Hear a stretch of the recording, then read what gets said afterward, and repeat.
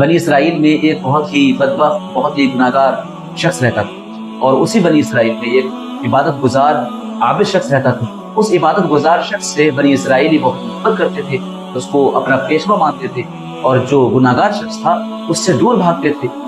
ایک بار وہ عابد شخص کسی پیڑ کے نیچے آرام کرنے لگا، تو جب اس گناہگار شخص نے اس کو دیکھا تو وہ سوچنے لگا کہ یہ تو اللہ کا قریبی بندہ ہے، یہ عابد شخص ہے، اس کے پاس میں جا کر بیٹھ جاتا ہوں تاکہ جب اللہ تعالیٰ اس پر رحمت کی بارشیں نازل فرمائے تو کچھ چھینٹیں اس کے پاس اڑ کر میرے پاس آ جائیں اور میری بھی بخشش ہو جائے۔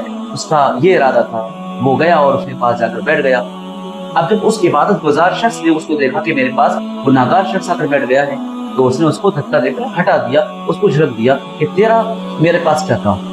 تو گناہگار شخص ہے، میں عبادت گزار شخص ہوں، تو میرے پاس کیوں آ کر بیٹھ گیا؟ وہ شخص جب یہ سنتا ہے تو وہاں سے اٹھ کر چلا جاتا ہے۔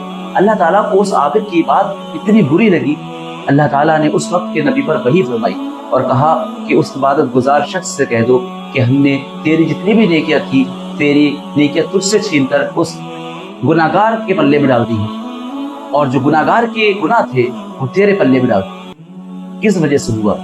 یہ صرف تکبر کی وجہ سے ہوا۔ اس عبادت گزار شخص نے تکبر کیا، اپنے اوپر گھمنڈ کیا کہ میں تو اللہ کا عبادت گزار شخص ہوں، یہ گناہگار شخص ہے، یہ میرے مقابلے میں کیسے آ سکتا ہے؟ تکبر وہ چیز ہے جو عبادتوں کو ختم کر دیتی ہے، نیکیوں کو کھا جاتی ہے۔ اور تکبر نیکیوں کو کس طرح کھاتا ہے؟